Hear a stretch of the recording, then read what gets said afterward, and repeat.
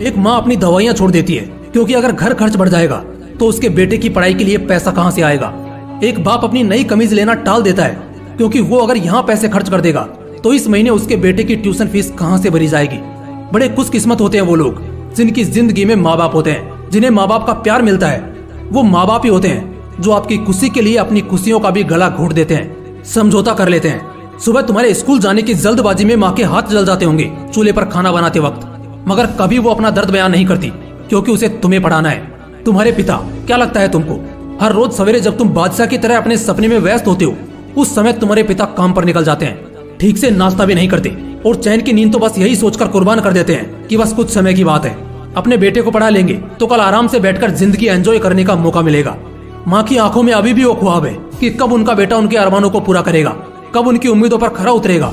एक पिता भले ही घर पर बेटे को डांट लगाता है लेकिन उससे प्यार भी कितना करता है ये तो बस एक पिता का दिल ही जानता है। शायद अभी मुंह पर ताने जरूर देते हो लेकिन चाहे तुम कितनी भी निकम्मी औलाद रहो, तुम्हारे पिता फिर भी 4 लोगों में यही कहेंगे कि नहीं, मेरा बेटा मेरी शान है, मुझे उस पर गर्व है। तुम्हारे हर एक सुबह से हर एक शाम तक उन्हें तुम्हारी फिक्र रहती है, तुम्हारे हर एक कदम से उन्हें डर रहता है कि कहीं बेटा गलत रास्ते पर ना निकल जाए। तुम्हें पढ़ने को इसलिए बोलते हैं क्योंकि उन्होंने अनपढ़ों की दशा होते देखी है। तुमने अभी तक शायद जो पाया भी नहीं है उससे ज्यादा वो गंवा चुके हैं, इसलिए उस खौफ से वो तुम्हें पढ़ाना चाहते हैं, एक सफल आदमी बनाना चाहते हैं। लेकिन आप क्या कर रहे हो, बस उन्हें नए नए बहाने दिए जा रहे हो, नए नए तरीके खोज रहे हो कि कैसे उन्हें बेवकूफ बनाया जाए, नई नई बदमाशियों का हिस्सा बन रहे हो। लेकिन एक आदत अभी भी पुरानी ही बना रखी है, वो है पढ़ाई से भागने की आदत। माँ अगर पढ़ने को बोलती है तो चिल्लाते हो और अगर पापा बोलते हैं तो गुस्से को मन में दबा लेते हो।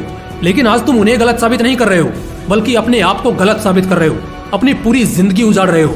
तुम्हारे पीछे कईयों की बहुत कुर्बानियां हैं। तुम्हें शायद मालूम भी नहीं होगा कि इस साल की फीस भरने के लिए तुम्हारे पिताजी ने कितने ही लोगों के सामने अपने आत्मविश्वास को दांव पर लगाकर कर्ज लिया है, वो भी एक भारी ब्याज के साथ, सिर्फ इसलिए ताकि तुम्हारी इस साल की स्कूल फीस टाइम पर भरी जाए और तुम्हें इससे कोई डिस्टरबेंस ना हो। उस कर्ज को और उस कर्ज के ब्याज को चुकाते चुकाते एक बाप की दाढ़ी सफेद होने लगती है। चूल्हे पर जलते जलते और अपनी आंखों में अपने बेटे के उज्जवल भविष्य को देखते देखते उस माँ की आंखें भी अब कमजोर होने लगती हैं। लेकिन इससे उनके बेटे को क्या ही फर्क पड़ना है। नहीं, मुझे बताओ, क्या तुम्हें इससे कोई फर्क पड़ेगा? नहीं ना। बस और क्या चाहिए? सही है, कुचलो अपने माँ बाप के ख्वाहिशों को, बर्बाद करो उनके अरमानों को, तबाह करो उनके सुकून को।